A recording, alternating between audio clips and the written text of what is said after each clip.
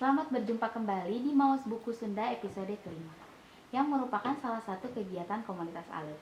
Di episode ini masih ditemani oleh Mang Alex. Nah, kali ini buku apa sih yang bakal Mang Alex ceritakan?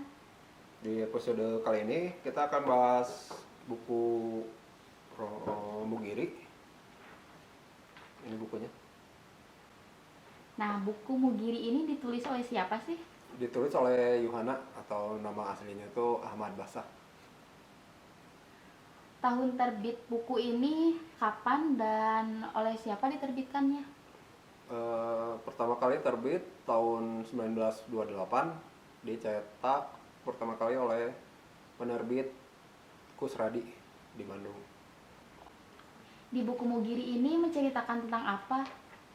Ini ceritanya tentang seorang perempuan yang teraniaya. Jadi dia tuh memiliki hubungan asmara dengan seorang laki-laki yang ternyata membohongi dirinya gitu. Hanya mempermainkan dirinya saja. Hingga kemudian tokoh perempuannya itu namanya Neng Rahma.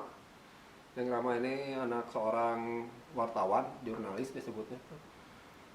Tinggal di sekitar situ, tinggal di sekitar Bandung Utara. Disebutnya itu rumahnya dekat dengan situ Bunjali. Situ Bunjali saat ini emang udah nggak ada ya, tapi dulu tuh di sekitar Jalan Cipaganti saat inilah, Ciamplas dan Jalan Cipaganti. Dia berkenalan dengan seorang laki-laki namanya Gan Andung. Nah, Gan Andung ini tuh ternyata laki-laki yang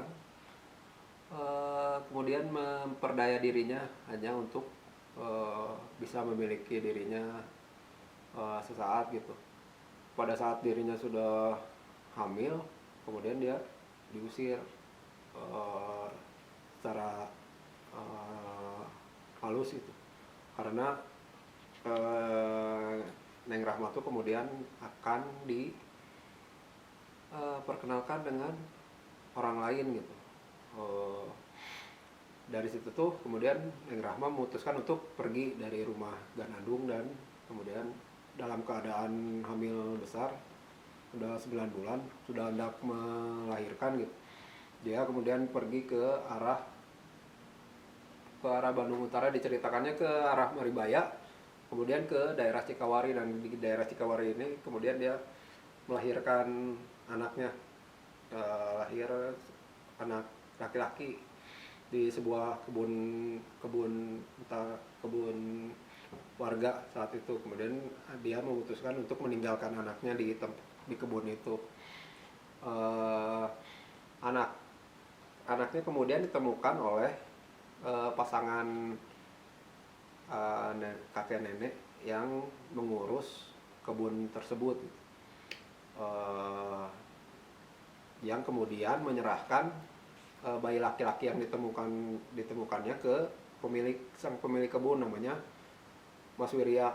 Kebetulan pemilik kebun ini bersama istrinya tidak memiliki anak. Nah, kemudian anak yang ditemukan di satu perkebunan di sekitar gunung ini kemudian dinamain sesuai dengan nama di mana dia ditemukan gitu, di pegunungan, namanya Mugiri, singkatan dari Nimu Digiri gitu. Jadi ditemukan di pegunungan.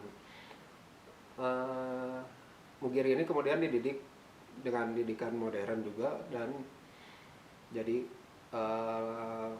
anak laki-laki yang bisa disebutkan perangainya baik lah, berbeda dengan ayahnya itu yang tadi Ganandung.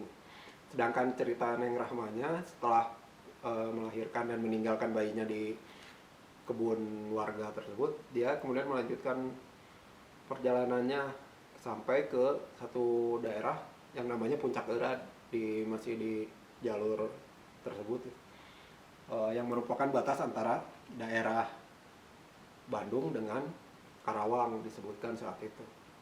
Di sana dia kemudian tinggal beberapa saat dengan seorang nenek yang menjual, diceritakan di situ di bukunya itu menjual dawet ya, semacam cendol mungkin kalau sekarang. Setelah cukup eh, cukup lama tinggal bersama nenek penjual dawet tersebut, kemudian dia memutuskan untuk meneruskan perjalanannya ke daerah, disebutkannya daerah Subang, dan dia kemudian melamar pekerjaan di satu pabrik pabrik pengolahan tepung tapioka disebutnya. Karena ada anak laki-laki nenek penjual dawetnya itu yang sebelumnya bekerja di pabrik pengolahan tepung tapioka tersebut. Dan dari situ tuh Neng Rahma yang memperoleh pendidikan modern juga akhirnya kemudian bisa bekerja jadi sekretaris saat itu tuh di perusahaan tersebut, dan memperoleh penghasilan yang cukup lumayan besar gitu. Jadi kemudian si nenek yang dia sempat ikut tinggal itu tuh kemudian dibawa untuk tinggal bersama dirinya. Tapi kemudian dia selalu ingat ke daerah di mana dia meninggalkan anaknya dahulu. Akhirnya mereka tuh memutuskan untuk mengunjungi kebun tempat dirinya meninggalkan bayinya itu. Bahkan Neng Rahma tuh sampai ingin membeli lahan kebun tempat dirinya meninggalkan anak-anaknya dahulu gitu. Nah dari situlah kemudian Neng Rahma dipertemukan dengan Mas Wirya yang sang pemilik kebun yang mengurus, yang tanpa sepengetahuan Neng Rahma dia tuh mengurus anak bayi laki-laki yang ditinggalkan Neng Rahma tadi gitu, yang bernama Mugiri.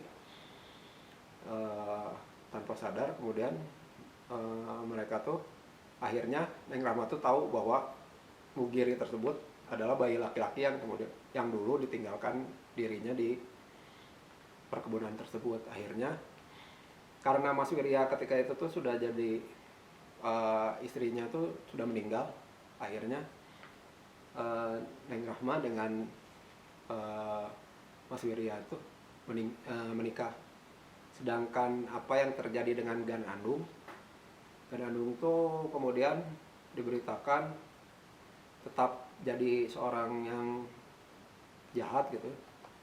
Dia kemudian diberitakan meninggal ketika sedang melakukan kejahatan. Seperti itu sih ceritanya tentang buku Mugiri ini. Wah, ceritanya juga mirip sama buku di Maos Sunda sebelumnya ya. Ya, ada, kalau boleh dikatakan memang mirip, ceritanya tuh mirip dengan cerita di buku Siti Rayati yang dibahas di episode Maos sebelumnya, yang sama-sama menceritakan tentang anak yang ditinggalkan oleh ibunya yang kemudian anak yang ditinggalkan ibunya tuh kemudian ditemukan oleh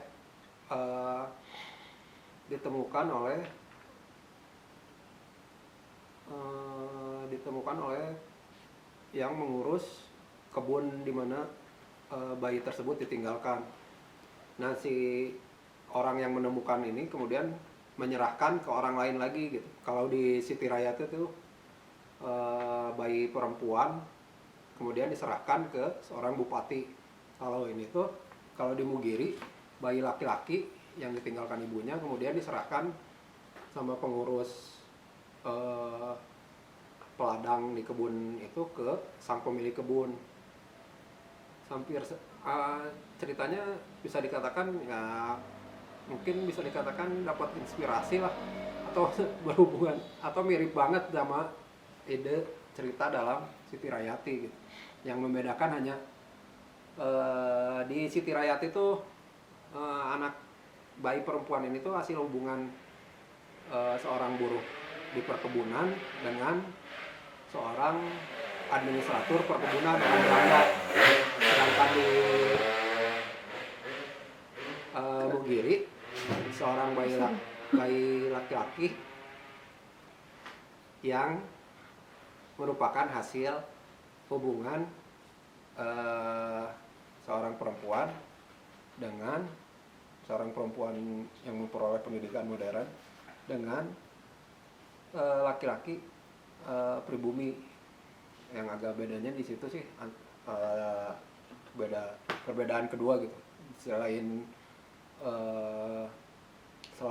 jenis kelamin si bayi yang ditinggalkannya tuh soal ayah dari tokoh utamanya itu mungkin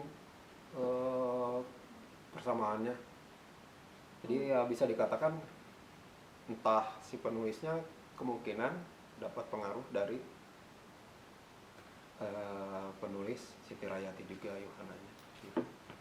Jadi mungkin Yohana itu mendapat pengaruh atau inspirasi dari Muhammad Sanusi, penulis buku Siti Rayati gitu ya, yang sebelumnya sudah terbit duluan dibanding dengan Mugiri gitu. Ya, kalau boleh menduga sih ya dari ceritanya yang hampir sama, dan Siti Rayati memang terbit lebih dahulu daripada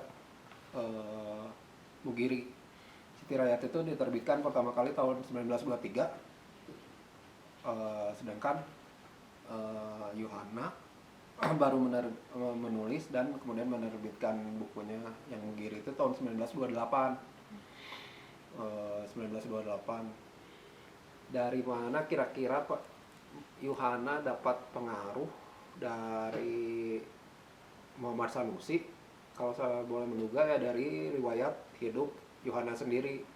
Yohana sendiri itu baru aktif menulis setelah dia dipecat dari pekerjaannya sebagai seorang karyawan Staatspoorwegen atau perusahaan kereta api negara gitu di Bandung, karena Yohana atau nama aslinya itu Ahmad Basah sebenarnya. Yohana itu nama anak angkat perempuannya yang kemudian jadi nama pena. Itu tuh setelah dia ikut dalam pemogokan buruh dan pegawai kereta api se-Jawa pada bulan Mei tahun 1923.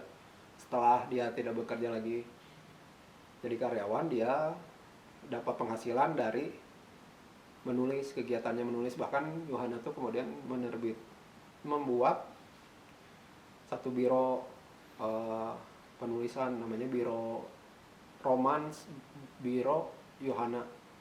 Dia menulis selain menulis cerita roman, dia juga menulis untuk keperluan iklan, keperluan surat kabar, dan tulisan-tulisan lain. Bahkan dia juga jadi pemimpin kelompok sandiwara.